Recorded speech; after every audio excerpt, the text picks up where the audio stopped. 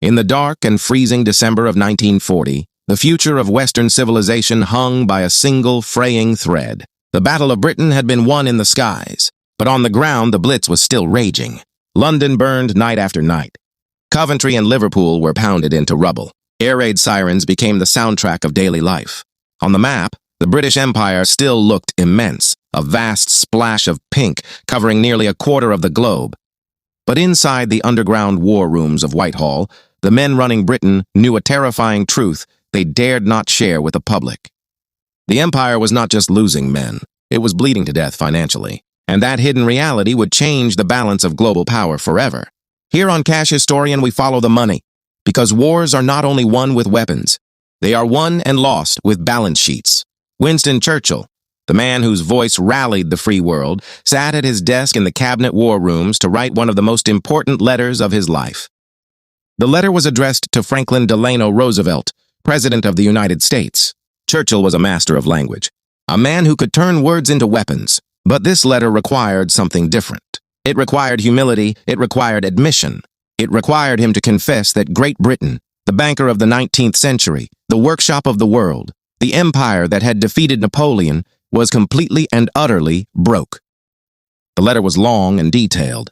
It described the strategic situation, the U-boat threat in the Atlantic, and Britain's desperate need for destroyers and aircraft. But the real message was buried at the end. Churchill wrote that the moment was approaching when the British Treasury would no longer be able to pay cash for the supplies needed to survive. The British people, he said, would fight on the beaches and the landing grounds, but they could not fight without ammunition, and they could no longer afford to buy it. It was a plea for survival. It was an admission of insolvency. To understand how the wealthiest empire in history reached this point, we must understand the ruthless economics of total war. When the war began in September 1939, Britain was still a financial titan. It held billions in gold reserves. It owned vast overseas investments. British citizens owned railroads in Argentina, copper mines in Chile, and major industrial firms in the United States. London was the global hub of finance, insurance, and shipping. But this war was different. This was a war of machines. It consumed steel, oil, aluminum, rubber, and fuel at rates never imagined before. And Britain had a fatal weakness. It imported almost everything. With Europe under Nazi control, Britain was forced to look across the Atlantic for survival, to the United States. At the time, America was officially neutral. The public was deeply isolationist. Congress had passed the Neutrality Acts, including a clause known as cash and carry. Britain could buy American weapons, but only if it paid in cash. Immediately, no loans, no credit, no mercy. Gold on the barrelhead. For a year, Britain complied. They liquidated gold reserves. They sold foreign assets. In a secret operation known as Operation Fish, Britain shipped its entire national gold stock across the Atlantic to Canada. It was the largest movement of physical wealth in human history. By late 1940, the gold was gone. The dollars were gone. Contracts sat unsigned in Washington because London had no money left to honor them. When Roosevelt received Churchill's letter, he understood the danger. But he also faced a political problem.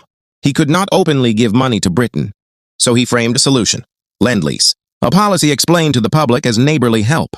But behind closed doors, it was something else entirely. It was a financial reckoning. The U.S. Treasury, led by Henry Morgenthau Jr., demanded that Britain strip itself of every remaining asset before aid would flow. They demanded audits, asset lists, forced sales.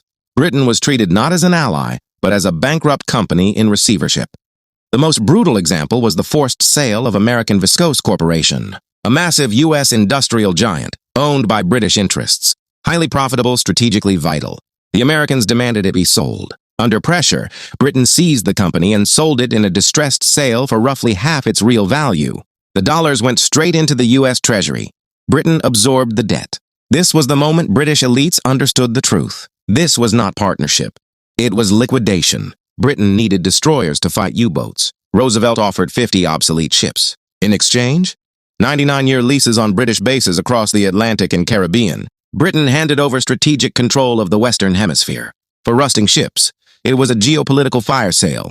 Hidden inside the Lend-Lease agreement was Article 7. It required Britain to dismantle its imperial trade system after the war. Imperial preference was the glue holding the empire together. Article 7 destroyed it. Britain signed because it had no choice. When the war ended in August 1945, Britain celebrated. But in Washington, sentimentality had no place. 7 days later, Lend-Lease was terminated. Immediately, ships turned around mid-ocean. The lifeline was cut.